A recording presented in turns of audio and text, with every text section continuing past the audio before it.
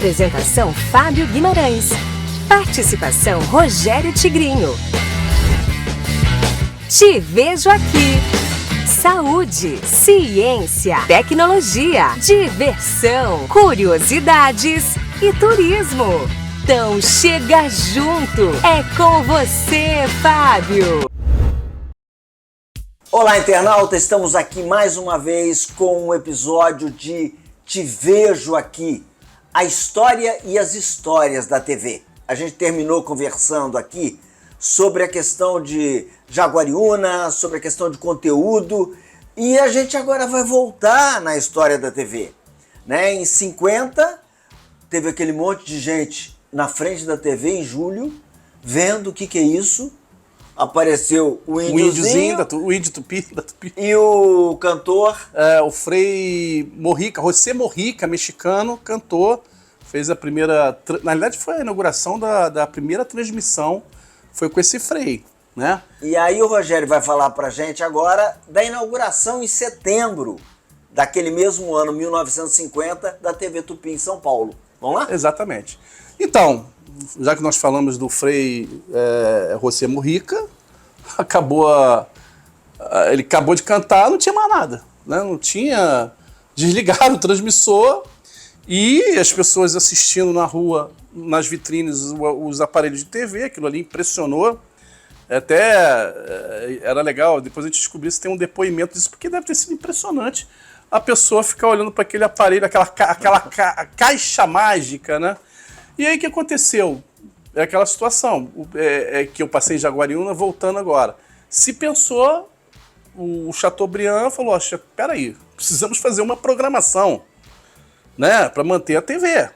Foi aí, Fábio, que surgiu, lógico que deve ter sido as pessoas que trabalharam em rádios, radionovela, aí veio o Hebe Camargo, a Lolita Rodrigues, o Lima Duarte, vem o Flávio Cavalcante, vem o Manuel de Nóbrega, essas pessoas todas, inclusive o Chacrinha, e o Silvio Santos, essas pessoas todas começaram na Rede Tupi, na Tupi. Então, assim, foi daí em diante que começou a Tupi a ter uma programação na sua grade, porque não tinha. Rogério, só uma coisa aqui que a gente até estava conversando há pouco, e eu falei no episódio passado sobre a minha filha, sobre o século passado. A hora que a gente começa a falar da Lolita Rodrigues, né? A gente trabalhou com a Lolita, ela veio trabalhar com a gente em alguns programas aqui no Rio de Janeiro. A Nair Belo, que era super amiga dela, eram dessa época. Isso. O Lima Duarte, né? Que a gente também conviveu com ele aqui na TV, a gente também gravou com ele. Então eu fico pensando, realmente, quando a minha filha começa a estudar a história do século passado, justamente fazemos parte dessa história. Mas continua aí na programação. Só rapidinho, dentro do que você está falando, eu tive a oportunidade, eu entrei para a Globo em 1985, tive a oportunidade de trabalhar com o Chacrinha, que Chacrinha era da Tupi. O Flávio Cavalcante eu já não é, mas o Chacrinha eu ainda cheguei a gravar o Chacrinha com o nosso grande amigo Elmar Sérgio, que faleceu há pouco tempo do Covid. Bem, aí a programação, pois é, essa programação ela foi se estendendo e aí foram aparecendo novos apresentadores de TV e a coisa foi evoluindo. Só que chegou um processo, Fábio, não vou te falar de decadência, mas assim, o que aconteceu nessa história toda? Por uma má gestão, a TV Tupi começou a ter problemas. Lembrando também, lembrei agora, que a TV Tupi começou em São Paulo, Canal 4, e na Urca a TV Tupi Carioca. Né? Início de 51, janeiro de 51, ela veio para o Rio. Exatamente. O que aconteceu? Má gestão, faleceu, o Chateaubriand faleceu, e aí a TV começou a entrar em processo de decadência. Só que nesse período, para completar a bagunça, não vou dizer bagunça, aconteceu de surgir novas emissoras de TV, como a Excelsior, a Record, a Globo, Continental. Então o que aconteceu? Ela era líder, a fatia do bolo começou a ser dividida entre as outras emissoras, né? E para ficar pior ainda do que isso, aconteceu um incêndio que aí queimou equipamentos, né? Teve alguns funcionários que imploraram, pelo amor de Deus, para que a TV não saísse do ar. Na época, o órgão fiscalizador era a Dentel, que hoje é a famosa Anatel. E aí complicou. Pediram, pelo amor de Deus, era o João Figueiredo, né, era o presidente.